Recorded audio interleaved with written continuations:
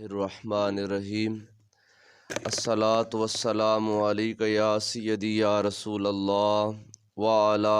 آلک واصحابک یا سیدی یا حبیب اللہ نحمدہ ونصلی ونسلم علی رسولہ الکریم اما بعد فاعوذ باللہ من الشیطان الرجیم بسم اللہ الرحمن الرحیم قال اللہ تعالی فی القرآن الکریم لا تجد قوما یؤمنون باللہ والیوم الآخر یوادون من حاد اللہ ورسولہ ولو كانوا آباءهم او ابناءهم او اخوانهم او عشیرتهم اولئک كتب في قلوبهم الایمان وأيدهم بروح منه وَيُدْخِلُهُمْ جَنَّاتٍ تَجْرِي مِن تَحْتِهَا الْأَنْهَارُ خَالِدِينَ فِيهَا رَضِيَ اللَّهُ عَنْهُمْ وَرَضُوا عَنْهُ أُولَئِكَ حِزْبُ اللَّهِ أَلَا إِنَّ حِزْبَ اللَّهِ هُمُ الْمُفْلِحُونَ آمنت باللہ صدق اللہ العظیم إِنَّ اللَّهَ وَمَلَائِكَتَهُ يُصَلُّونَ عَلَى النَّبِيِّ یا ایہا الذین آمنوا صلوا علیہ وسلموا تسلیما۔ سارے حضرات محبت، ادب اور احترام کے ساتھ اپنے کریم آقا کی بارگاہ میں ہدیہ درود و سلام پیش کریں۔ الصلاۃ والسلام علیک یا سیدی یا رسول اللہ وعلی آلک واصحابک یا سیدی یا حبیب اللہ۔ الصلاۃ والسلام علیک یا سیدی یا رسول اللہ وعلی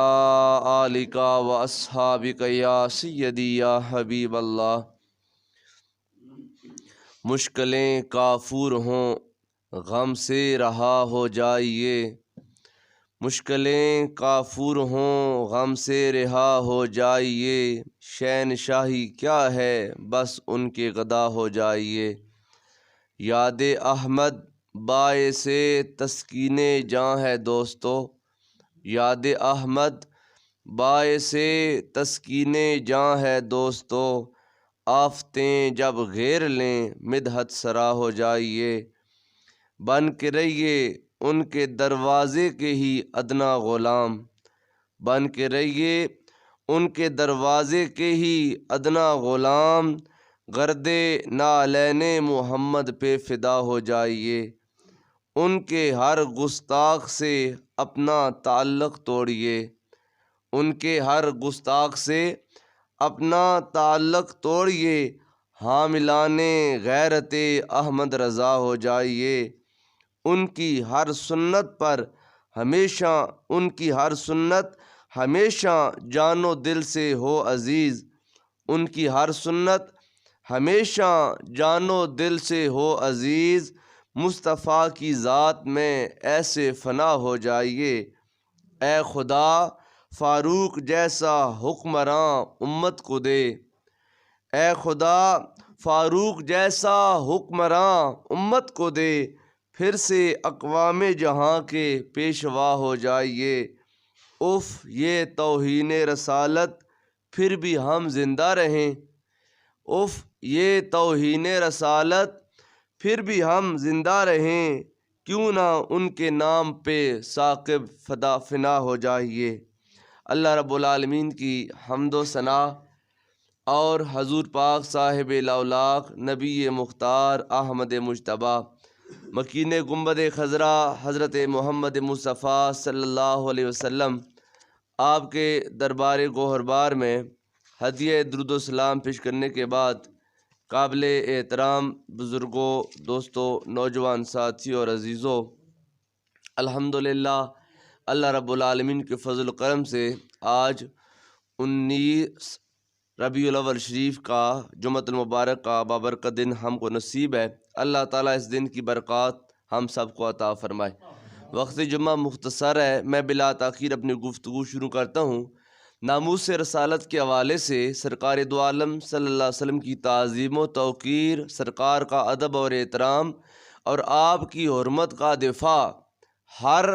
اس بندے پر لازم اور واجب ہے جو یہ جانتا ہے کہ میں مسلمان ہوں، جو یہ کلمہ پڑھتا ہے لا الہ الا اللہ محمد الرسول اللہ۔ اس بندے کو کائنات کی ہر چیز سے بڑھ کر رسول اللہ صلی اللہ علیہ وسلم کی ذات اور کائنات کے تمام رشتوں سے بڑھ کر رسول اللہ صلی اللہ علیہ وسلم کا رشتہ اور کائنات کے تمام پیاروں اور تمام وصفوں سے بڑھ کر رسول رحمت صلی اللہ علیہ وسلم کا پیار اور وصف جب وہ پیارا نہیں ہو جاتا اس وقت تک بندہ ایماندار کہلانے کے قابل نہیں ہوتا۔ جو میں نے آپ کے سامنے قرآن پاک کی سورہ المجادلہ اور قرآن پاک کا پارہ نمبر 28 ہے، اس سورہ مجادلہ کی آیت نمبر 22 اس سورت مبارکہ کی آخری آیت کریمہ ہے، میں نے آپ کے سامنے تلاوت کی ہے۔ اس کا ایک بار آپ ترجمہ سماعت فرمائیں، پھر اس کے بعد آگے گفتگو آپ کے لیے سننا آسان ہوگی۔ اللہ رب العالمین نے قرآن پاک میں ارشاد فرمایا ہے، اے میرے پیارے محبوب، لا تاجد قوما یؤمنون باللہ والیوم الآخر یوادون من حاد اللہ ورسولہ۔ اے میرے پیارے محبوب، آپ اس زمین پر ایسی قوم، ایسا گروہ، ایسے لوگ نہیں پائیں گے، یعنی آپ کو ایسے لوگ نہیں ملیں گے جو اللہ تعالیٰ کی ذات پر ایمان رکھتے ہوں اور قیامت کے دن پر ایمان رکھتے ہوں۔ یوادون من حاد اللہ ورسولہ، پھر وہ ان لوگوں کے ساتھ محبت کریں جو بندے اللہ اور اللہ کے رسول کے دشمن ہیں۔ یعنی یہ نہیں ہو سکتا کہ ایک بندہ اللہ کی ذات پر ایمان لانا، یہ بندے مومن کے ایمان کی اولین کڑی ہے، اور قیامت کے دن پر ایمان لانا یہ آخری درجہ ہے۔ اللہ اور قیامت کے دن کے بیچ میں ایمان بالرسالت بھی ہے، یعنی جو بندہ اللہ کو مانتا ہے یقینی بات ہے وہ اللہ تعالیٰ کے رسولوں کو بھی مانتا ہے، جو اللہ کو مانتا ہے یقینی بات ہے وہ اللہ تعالیٰ کی کتابوں کو مانتا ہے، خواہ وہ قرآن ہو، تورات ہو، زبور ہو، انجیل ہو، ان کو بھی مانتا ہے۔ جو اللہ کو مانتا ہے وہ قیامت کے دن کو مانتا ہے، وہ بعث بعد الموت کو مانتا ہے، وہ اچھی بری تقدیر کو مانتا ہے، اللہ کے فرشتوں کو مانتا ہے۔ یہ تمام جو چیزیں ہیں یہ ان دو چیزوں کے درمیان میں ہے۔ پہلی چیز ہے اللہ کو ماننا، اور آخری چیز ہے قیامت کے دن کو ماننا کہ یہ جو دنیا ہم کو اللہ تعالیٰ نے عطا کی ہے، یہ جو زندگی ہم کو نصیب ہے، یہ لامحدود زندگی نہیں ہے، یہ محدود سی زندگی ہے۔ کسی کی عمر ایک سانس ہے، کسی کی عمر ایک منٹ ہے، کسی کی عمر ایک گھنٹہ ہے، کسی کی عمر ایک جب دن ہے، کسی کی عمر ایک مہینہ ہے،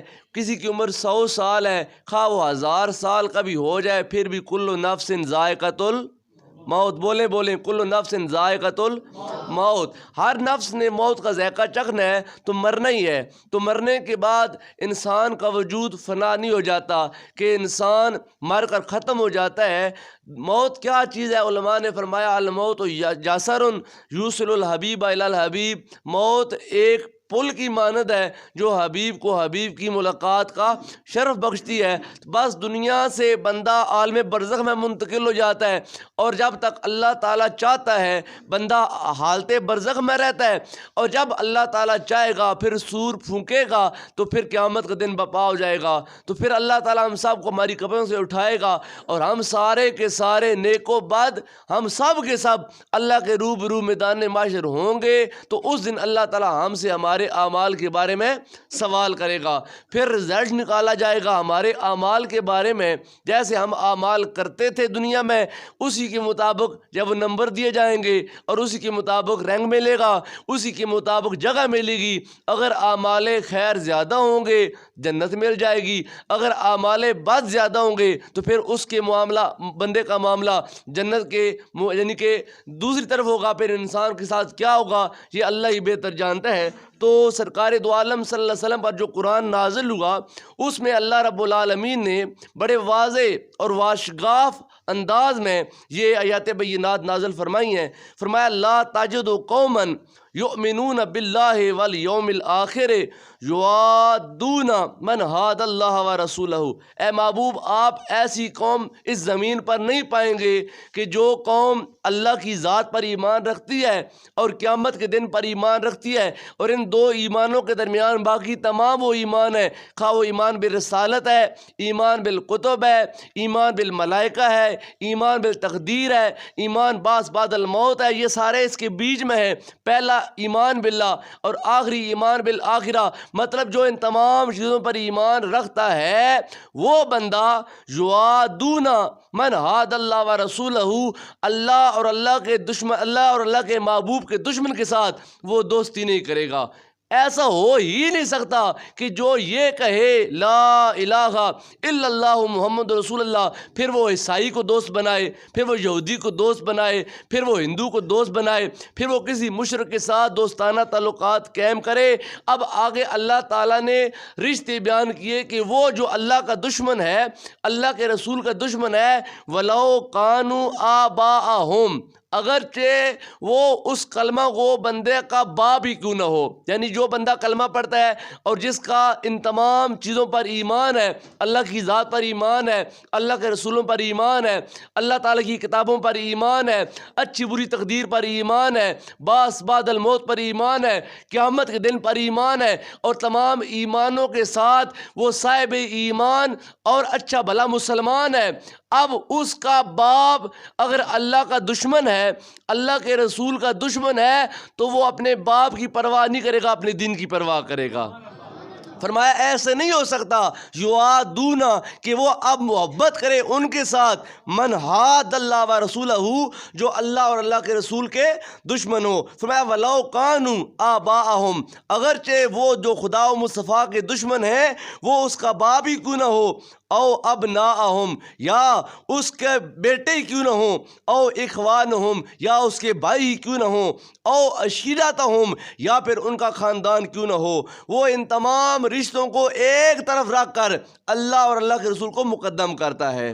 یہ بات سن لینا یا کہہ دینا بڑی آسان ہے۔ اگر آپ ایک سیکنڈ کے لیے آنکھیں بند کر کے تصور کریں کہ آپ کو اپنے باپ کے خلاف جانا پڑے تو کیا آپ جائیں گے؟ کوئی بندہ اپنے باپ کے خلاف کوئی مقدمہ نہیں درج کرواتا، کوئی باپ اپنے بیٹے کے خلاف مقدمہ درج نہیں کرواتا، اور کوئی بیٹا اپنے باپ کے خلاف گواہی دینا پسند نہیں کرتا۔ لیکن جب معاملہ اللہ اور اللہ کے رسول کی حرمت کا آ جائے، پھر اہل ایمان کو تعلیم دی گئی ہے، پھر باپ کو پیچھے کرو، ماں کو پیچھے کرو، بھائی کو پیچھے کرو، اپنے بیٹے کو پیچھے کرو، اپنے خاندان اور قبیلے کو پیچھے کرو، سب سے آگے اللہ کی ذات ہے اور پھر اللہ کے محبوب کی ذات ہے۔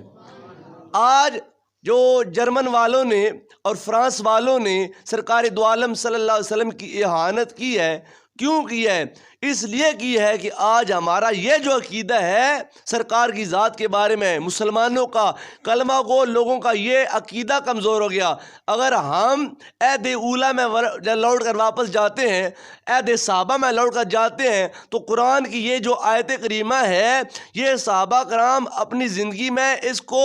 عملی طور پر انہوں نے پیش کیا۔ جناب ابوبکر صدیق رضی اللہ تعالی عنہ اپنے گھر بیٹھے تھے، آپ کے باپ حضرت ابو قحافہ بھی اسلام قبول نہیں کیا تھا۔ ویسے جناب صدیق اکبر رضی اللہ تعالیٰ عنہ آپ وہ واحد صحابی ہیں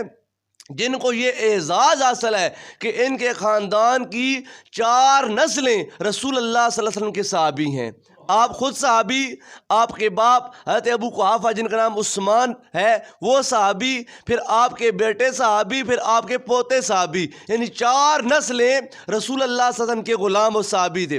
اس وقت ابھی تک آپ نے اسلام قبول نہیں کیا تھا ابو قحافہ نے۔ ایک دن گھر بیٹھے تھے تو جیسے باپ اپنے بیٹوں کو پاس بٹھا کر نصیحتیں کرتے ہیں، تو ابو بکر صدیق رضی اللہ تعالیٰ عنہ کا یہ معمول تھا کہ جو غلام کلمہ گو ہوتا تھا، مسلمان ہوتا تھا اور کفار اس پر ظلم و ستم کے پہاڑ گراتے تھے تو آپ ان غلاموں کو بہت بھاری قیمت دے کر خرید لیتے تھے اور خرید کر ان کو اللہ کے نام پر آزاد کر دیتے تھے. جیسے ابوبکر صدیق رضی اللہ تعالیٰ نے حضرت بلال رضی اللہ تعالیٰ کو خریدا. حبشی غلام تھے جن کی کوئی ویلیو نہیں تھی, کوئی قیمت نہیں تھی, کالا رنگ ہے, قد چھوٹا ہے, آنکھیں دھنسی ہوئی ہیں, رخسار نکلے ہوئے ہیں, ماتھا نکلا ہوا ہے, تو ایسا یعنی کہ شکل و صورت کا اعتبار بھی نہیں ہے, لیکن ان کے اندر جو دل ہے اس دل میں اللہ کے محبوب کا پیار ہے. اور جب ان کا آقا, ان کا سردار ان کو پتھر کے نیچے دبا کر کوڑے مارتا ہے اور کہتا ہے کہ اے بلال ایک بار کہہ دے کہ محمد جھوٹا ہے, لات و منات اور عزا سچے ہیں, تو حضرت بلال کہتے ہیں ظالم یہ ایک جان ہے, 1000 بار تو مار لے پھر بھی اس زبان سے یہی نعرہ نکلے گا سب سے اعلیٰ و اعلیٰ ہمارا نبی. یہ ان صحابہ کرام کا کردار تھا. تو حضرت ابوبکر صدیق رضی اللہ تعالیٰ عنہ پاس بیٹھے اپنے باپ کے, تو باپ آپ کو نصیحتیں کر رہا ہے, او ابوبکر اے میرے پیارے بیٹے تو کتنا سیانہ ہے, سارے مکے والے تیری تعریف کرتے ہیں, تو مکے کا ایکسپرٹ تاجر ہے اور لوگ تجارت کے گر جب وہ سیکھنے کے لیے تیرے پاس آتے ہیں, یہ تو نے کیا عمق والا کام اختیار کر لیا ہے کہ تو غلام خریدتا ہے اور خرید کر آزاد کر دیتا ہے. اگر تو نے خریدنے ہی ہیں تو اپنے پاس رکھ, تجھ کو اوکھے وقت میں مشکل وقت میں تم کو کام آ جائیں گے. تو یہ باپ اپنے بیٹے کو سمجھا رہا ہے. تو باتوں میں جب باتیں کرتے کرتے جناب ابو قحافہ کے منہ سے کوئی ایسا کلمہ نکل گیا جو شان رسالت مآب صلی اللہ علیہ وسلم کے منافی تھا, سرکار کی عزت اور حرمت کے خلاف تھا, سرکار کی بے ادبی ہو گئی, سرکار کی گستاخی ہو گئی. اب قرآن پاک کے ان الفاظ کو اپنے سامنے رکھیں کہ وہ بندہ جو اللہ اور اللہ کے رسول کا دشمن ہے, وَلَوْ كَانُوا آبَاءَهُمْ, اگرچہ وہ تمہارا باپ ہو تو باپ اپنے جگہ پر ہے, لیکن آپ کا نسب اسی کے ساتھ ہے کہ اب اسی کی اولاد ہے. لیکن جب معاملہ یہ آ جائے کہ ایک طرف خدا و مصطفیٰ کی ذات ہے, ایک طرف باپ ہے, تو پھر یہ نہ کہو کہ میں باپ کو کیسے برا بھلا کہہ دوں, میں باپ پر کیسے ہاتھ اٹھا لوں, میں باپ کو کیسے کوسوں, ارے یہ میرا باپ ہے. کوئی بات نہیں, ہم کو صبر سے کام لینا چاہیے, ہم کو اپنے اندر برداشت پیدا کرنی چاہیے. لیکن جناب ابوبکر صدیق رضی اللہ تعالیٰ عنہ آپ نے کیا کہا, آپ نے کیا کیا. امام بخاری علیہ رحمہ آپ نے اپنی صحیح بخاری میں ان کلمات کو نقل کیا, محفوظ کیا, ان ابا قحافہ سب النبی صلی اللہ علیہ وسلم, جناب ابو قحافہ نے رسول اللہ صلی اللہ علیہ وسلم کو گالی دے دی. جب ان کے منہ سے گالی نکلی فسقہ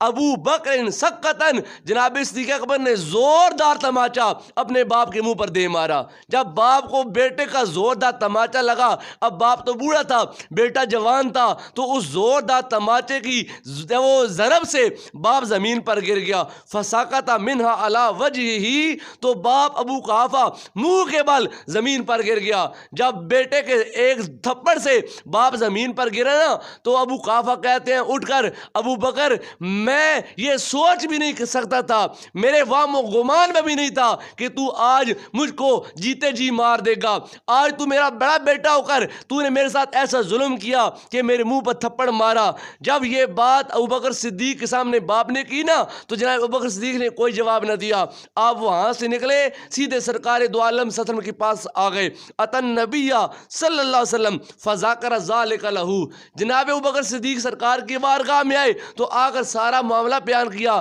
کہ یا رسول اللہ آج مجھ سے یہ کام ہو گیا, میرے باپ نے مجھ کو سمجھاتے سمجھاتے آپ کو گال دے دی. جب میرے باپ نے آپ کو گال دی تو پھر میری غیرت ایمانی یہ برداشت نہ کر سکی کہ ہو میرا باپ اور پھر میرے محبوب کو گالی دے. وہ محبوب جو وجہ تخلیق کائنات ہے, وہ محبوب جو اللہ کا بھی محبوب ہے, وہ محبوب جس کے دم قدم سے کائنات کی رونق اور بہار ہے, اور وہ محبوب جس کی برکت سے اللہ نے مجھ کو اپنی معرفت عطا فرمائی ہے, وہ میرے محبوب کو برا بھلا کیسے کہہ سکتا ہے. تو یا رسول اللہ میں نے اپنے باپ کے منہ پر تھپڑ دے مارا. جب سرکار کے سامنے جناب صدیق اکبر نے یہ بات کہی نا, فقالا, تو آقا نعمت صلی اللہ علیہ وسلم نے فرمایا اوا فعلتہ ابو بکر, کیا واقعہ تو نے اپنے باپ کو تھپڑ مارا ہے؟ قال نعم، عرض کرتے ہیں ہاں یا رسول اللہ، میں نے اپنے باپ کو تھپڑ مارا ہے۔ اب سرکار دو عالم صلی اللہ علیہ وسلم کا جو کردار ہے وہ ظلم والا کردار نہیں ہے، جبر والا کردار نہیں ہے۔ اللہ نے آپ کو کریم بنایا، اللہ نے آپ کو رحیم بنایا، اللہ نے آپ کو شفیق بنایا، اللہ نے آپ کو لوگوں کے عیبوں پر پردہ ڈالنے والا بنایا، اللہ نے آپ کو بڑوں کا ادب و احترام سکھانے والا بنایا، اللہ نے آپ کو چھوٹے کے ساتھ شفقت اور پیار کرنے والا بنایا۔ تو میرے محبوب صلی اللہ علیہ وسلم آپ فرماتے ہیں لا تعد الیہ، ابو بکر آج جو معاملہ ہو گیا سو ہو گیا۔ اب یہ نہیں کہا ابو بکر تو نے غلط کیا، وہ تیرا باپ تھا۔ اب باپ کے بارے میں اللہ کا قرآن کہتا ہے کہ وَلَا تَقُلْ لَهُمَا أُفٍّ وَلَا تَنْهَرْهُمَا، کہ باپ کے سامنے اونچی آواز میں بات نہیں کرنی، باپ کی بات حرف آخر ہوتی ہے، وہ جو کہہ لے برداشت کرنا پڑتا ہے۔ قرآن یہ کہتا ہے کہ اپنے باپ کا ادب و احترام کرو، قرآن یہ ضرور کہتا ہے کہ ماں باپ کی عزت اور احترام کرو، لیکن ساتھ یہ بھی کہتا ہے کہ اگر ماں اور باپ تم کو یہ کہیں کہ بیٹا خدا کو چھوڑ دے، مصطفیٰ کو چھوڑ دے، نماز نہ پڑھ، روزہ نہ رکھ، زکوٰۃ نہ دے، حج نہ کر، تو پھر اس وقت ماں اور باپ کی بات کے سامنے سر تسلیم خم نہیں کرنا۔ تو کہنا ہے کہ ہمارے محبوب نے جو ہم کو دین دیا ہے، ہمارے رسول نے جو شریعت ہم کو دی ہے، اس کا ایک ابدی اصول ہے لا طاعت للمخلوق فی معصیت الخالق۔ ایسے معاملات میں مخلوق کے احکامات پر عمل نہیں کیا جائے گا جن کاموں میں اللہ تعالیٰ کی نافرمانی ہوتی ہو۔ اگر ایسا کام ہو جس میں اللہ کی نافرمانی نہ ہو، پھر ماں باپ کی بات مانو، پھر مخلوق کی بات مانو۔ لیکن اگر ماں اور باپ ایسے کام کی تعلیم دیں جس میں خدا ناراض ہو، خدا کا محبوب ناراض ہو، تو پھر فرمایا لا طاعت للمخلوق فی معصیت الخالق۔ ایسے معاملات میں مخلوق کی بات ماننا لازم نہیں ہے، بلکہ نہیں ماننی چاہیے جن کاموں میں اللہ تعالیٰ کی خالق کی نافرمانی ہوتی ہو۔ تو سرکار دو عالم کہتے ہیں لا تعد الیہ، اے میرے پیارے غلام ابو بکر، جو آج کے بعد اپنے باپ پر ہاتھ نہ اٹھانا۔ یہ نہیں کہا کہ تو نے غلط کیا ہے، غلط یا صحیح وہ ایک طرف ہے، لیکن سرکار اپنے غلام کو اپنے باپ کا ادب اور احترام بتاتے ہوئے کہہ رہے ہیں کہ وہ عمر سے بڑا ہے، اس کی نسبت سے تو کائنات میں ہے، لہذا ابو بکر آج کے بعد ایسا نہ کرنا۔ تو ابو بکر صدیق رضی اللہ تعالیٰ عنہ اب ان کی ایمانی حرارت بیدار ہے، کہتے ہیں یا رسول اللہ والذی بعثک بالحق نبیا، یا رسول اللہ اس خدا کی قسم ہے جس خدا نے آپ کو حق کے ساتھ اس کائنات میں شرف نبوت کے ساتھ مبعوث فرمایا، لو کان السیف منی قریبا لقتلتہ، ابھی تو میرا ہاتھ خالی تھا، میں نے سر تھپڑ مارا ہے، اگر اس میرے باپ نے آپ کو گال دی، خدا کی قسم ہے اگر میرے پاس تلوار ہوتی تو میں اپنے باپ کا سر تن سے جدا کر دیتا۔ یہ ہے وَلَوْ كَانَ آبَاؤُهُمْ، اگر خدا و مصطفیٰ کا دشمن تمہارا باپ ہی کیوں نہ ہو، فرمایا پھر بھی یہ ہے کہ تم خدا کو مقدم کرو، خدا کے مصطفیٰ کو مقدم کرو۔ یہ ایمان ہم سے تقاضا کرتا ہے، اسلام ہم سے تقاضا کرتا ہے۔ بندے کا ایمان کامل ہی تب ہوتا ہے، کلمہ ہی بندے کا اللہ کی بارگاہ میں تب قابل قبول ہوتا ہے جب بندے کو کائنات کی ہر چیز سے بڑھ کر اللہ کے رسول سے پیار ہوگا، اللہ کے رسول سے محبت ہوگی۔ اللہ کے محبوب نے بڑے واضح الفاظ میں کہا ہے کہ لا یؤمن احدکم حتی اکون احب الیہ من والدہ والدہ والناس اجمعین، فرمایا لوگوں سن لو، اپنی نمازوں پر مان مت کرنا، اپنے روزوں پر، اپنی حج اور زکوٰۃ و صدقات و خیرات پر مان مت کرنا، مت یہ کہنا کہ میں اتنا نیکوکار ہوں۔ اگر تمہارے دل میں مجھ محمد سے پیار نہیں ہے، تمہاری نماز تمہارے منہ پر دے دی جائے گی، تمہارا روزہ، تمہاری حج، تمہاری زکوٰۃ، تمہارے صدقات و خیرات، تمہارے تمام نیک اعمال مردود کر کے کوڑا دان میں ڈال دیے جائیں گے۔ فرمایا تمہارے تھوڑے اعمال اللہ کی بارگاہ میں پہاڑ کا درجہ بنا لیں گے اگر تمہارے دل میں حب خدا و مصطفیٰ کا پہاڑ موجود ہوگا۔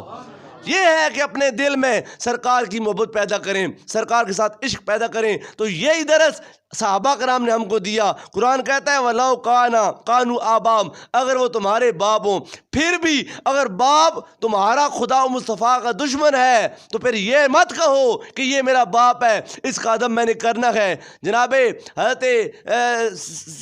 حضرت معاذ بن جبل رضی اللہ تعالیٰ عنہ اور ایک اور صحابی تھے، وہ انصار میں سے تھے، انہوں نے سرکار دو عالم صلی اللہ علیہ وسلم سے پوچھا کہ یا رسول اللہ کہ اگر والدین مشرک ہوں، نافرمان ہوں، گناہ گار ہوں، کافر ہوں، اور اگر وہ دروازے پر آ جائیں تو کیا ان کے ساتھ بھی ایسی یعنی کہ ہم نے سخت رویہ رکھنا ہے؟ تو سرکار نے اس وقت فرمایا کہ نہیں، فرمایا والدین ہیں، اگرچہ وہ کافر ہیں لیکن ان کا ادب اور احترام بجا لانا یہ تمہارے لیے وہ ضروری ہے۔ حضرت ام حبیبہ رضی اللہ تعالیٰ عنہ سرکار کی زوجہ محترمہ اور ہم اہل ایمان کی والدہ ہیں۔ حضرت ام حبیبہ رضی اللہ تعالیٰ عنہ آپ فرماتی ہیں یا رسول اللہ، ان کی ماں ان کو ملنے کے لیے نا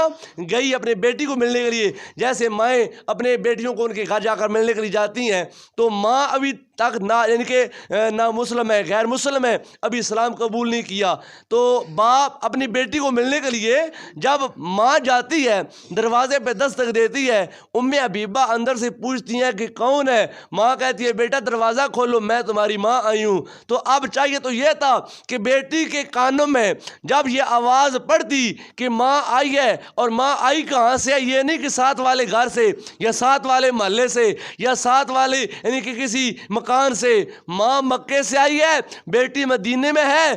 ماں مکے سے چل کر مدینے اس لیے گئی ہے کہ میرا دل بڑا پریشان ہے، کافی عرصہ ہو گیا میں نے اپنی بیٹی کو دیکھا نہیں ہے، میں اپنی بیٹی کو ملنا چاہتی ہوں، اس کے ساتھ تھوڑی دیر بیٹھنا چاہتی ہوں تاکہ میرے دل کو تسکین ملے۔ اب اتنے دور سے ماں بیٹی کو ملنے کے لیے جب جاتی ہے، بیٹی پوچھتی ہے کون ہے؟ اندر سے باہر سے جواب آتا ہے کہ اے میری بیٹی تمہاری ماں آئی ہوں۔ تو فوراً اس خاتون نے اپنے گھر کی کنیز کو سرکار کی بارگاہ میں بھیجا، کہا جاؤ جا کر سرکار سے پوچھو کہ ام حبیبہ کہتی ہے یا رسول اللہ میری ماں نے ابھی تک آپ کا کلمہ نہیں پڑھا، وہ مجھ سے ملنے آئی ہے، کیا مجھ کو اجازت ہے کہ میں اپنی ماں سے مل لوں؟ اگر آج کی خاتون ہوتی تو وہ کہتی میرے سسرال والے راضی ہوں یا نہ ہوں، میرا گھر والا راضی ہو یا نہ ہو، اجازت دے یا نہ دے، میرے سامنے میرے خاوند سے زیادہ میری ماں کا مقام ہے، میرے سامنے میرے خاوند سے زیادہ میرے بھائی کا مقام ہے، میرے سامنے میرے خاوند سے زیادہ میرے باپ کا مقام ہے۔ ہاں ماں کا مقام ہے، باپ کا مقام ہے، بھائی کا مقام ہے، لیکن جب خاتون کی شادی ہو جاتی ہے تو خاتون کا مجازی خدا اس کا اپنا شور ہوتا ہے، اور شور کہہ دے کہ تو ماں سے نہیں مل سکتی، شریعت اس خاتون کو اجازت نہیں دیتی کہ وہ اپنے ماں سے ملے۔ اگر جب وہ خاوند کہہ دیتا ہے کہ تو نے اپنے میکے نہیں جانا تو خاتون کو اتنی بے باکی نہیں دکھانی چاہیے۔ اگر وہ اہل ایمان میں سے ہے، اگر وہ مسلمان ہے، اگر وہ کلمہ گو ہے تو اپنے اس مجازی خدا کی بات کے سامنے اپنا سر جھکانا پڑتا ہے۔ اس لیے جناب ام حبیبہ رضی اللہ تعالی عنہ آپ بھی اپنی ماں کے لیے تڑپ رہی تھی، ایسے نہیں کہ ماں کا پیار نہیں تھا، ماں کی تڑپ، ماں کا پیار، ماں کا یعنی کہ جو ملنے کا ایک جذبہ تھا موجود تھا، لیکن یہ بات یاد آ گئی کہ ابھی میری ماں کافرہ ہے، ابھی میری ماں نے کلمہ نہیں پڑھا، دروازہ نہیں کھولا۔ کہا کہ اے میری ماں انتظار کر، ابھی میرے محبوب، میرے سرتاج، میرے آقا کی طرف سے پیغام آئے گا، اگر اجازت نامہ مل گیا تو میں تیرا دروازہ کھول کر استقبال کروں گی۔ اگر میرے محبوب، میرے آقا و سرتاج نے کہا کہ ام حبیبہ ملنے کی اجازت نہیں ہے، میری ماں ناراض نہ ہونا، خاموشی کے ساتھ واپس چلی جانا، میں تیرے لیے دروازہ نہیں کھولوں گی۔ یہ ہے ہمارے قرون اولیٰ کے، ہمارے صلحاء کا کردار کہ انہوں نے اللہ کے محبوب کے ساتھ کس طریقے کے ساتھ وفا کی ہے۔ اس لیے تو علامہ اقبال کہتے ہیں محمد ہیں متاع عالم ایجاد سے پیارے، پدر مادر برادر جان و مال سے پیارے۔ جناب صدیق اکبر کے سامنے حضرت عبداللہ بن ابی بکر جنگ بدر کے بعد انہوں نے اسلام قبول کیا، بیٹھے ہیں، کہتے ہیں ابا جان بدر کے میدان میں آپ میرے سامنے کئی بار آئے تھے، میں نے اس لیے چھوڑ دیا کہ آپ میرے باپ ہیں۔ جناب نے جب یہ بات سنی نا تو آپ کا چہرہ متورم ہو گیا، آپ نے کہا او میرے بیٹے عبداللہ کیسی باتیں کرتا ہے کہ تو نے صرف مجھے اس لیے چھوڑ دیا کہ میں تیرا باپ ہوں. خدا کی قسم اٹھا کر کہہ رہا ہوں تو ایک بار میری تلوار کے سامنے آ جاتا, میں یہ نہ دیکھتا میرا گبرو بیٹا میرے سامنے آ گیا چھوڑ دوں. کہا تو ایک بار آتا تیرا سر تن سے جدا کر دیتا. بیٹا کہتا ہے ابا جان میں آپ کی امیدوں کا تارا, میں آپ کا مستقبل, آپ کا سہارا, آپ کے بازو, آپ کی طاقت. ابا جان کیا آپ مجھے مار دیتے؟ کہا بیٹے اس وقت تو میرا بیٹا بن کے سامنے نہیں آیا تھا, خدا کا بھی دشمن بن کے آیا تھا, مصطفیٰ کا بھی دشمن بن کے آیا تھا. اس لیے کہ ہم کو خدا و مصطفیٰ سے سب سے زیادہ پیار ہے, اس کے بعد ہم کو اپنے باقی رشتوں سے پیار ہے. جناب حضرت جب وہ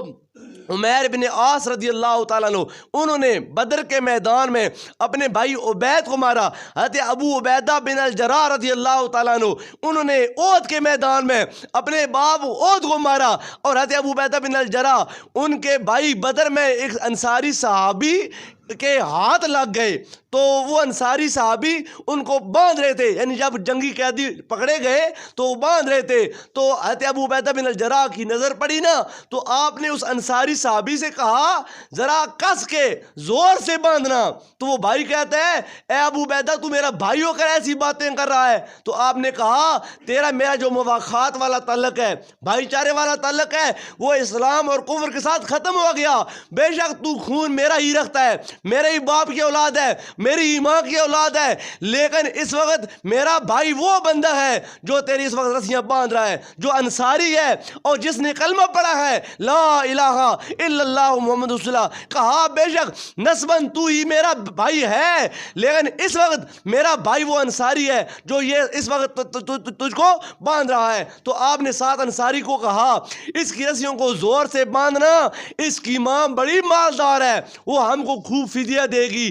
یعنی کہ وہ سوتیلے بھائی تھے, تو کہا اس کی ماں کے پاس بڑے پیسے ہیں, جب قیدیوں کا فدیہ مانگا جائے گا تو اس کی ماں فدیہ دے گی. تو اس وقت حضرت ابو عبیدہ بن الجراح رضی اللہ تعالیٰ عنہ آپ نے اپنے عمل کے ساتھ دکھایا کہ بے شک بھائی ہے. حضرت سعد بن ابی وقاص نے دکھایا بے شک اپنا بھائی ہے. جناب ابو عبیدہ بن الجراح نے دکھایا بے شک اپنا باپ ہے. ابو بکر صدیق نے یہ بتایا ابو قحافہ میرے باپ ہیں. ابو بکر صدیق نے بتایا کہ عبداللہ بن ابو بکر میرا بیٹا ہے. سارے قریبی رشتے ہیں, ان سے پیار انسان کے دل میں فطرتی پائی جاتی ہے, نیچرل پائی جاتی ہے. لیکن جب باری آ جائے ان کو تولنے کی کہ ایک طرف خدا کی ذات ہے, مصطفیٰ کی ذات ہے, سرکار کی حرمت ہے, سرکار کی نبوت ہے, سرکار کی رسالت ہے, سرکار کا ادب اور احترام ہے, اور دوسری طرف باپ ہے, دوسری طرف ماں ہے, دوسری طرف بھائی ہے, دوسری طرف خاندان ہے, تو اس وقت جب ترازو پر تولنے کی باری آئے تو اے ایماندار لوگوں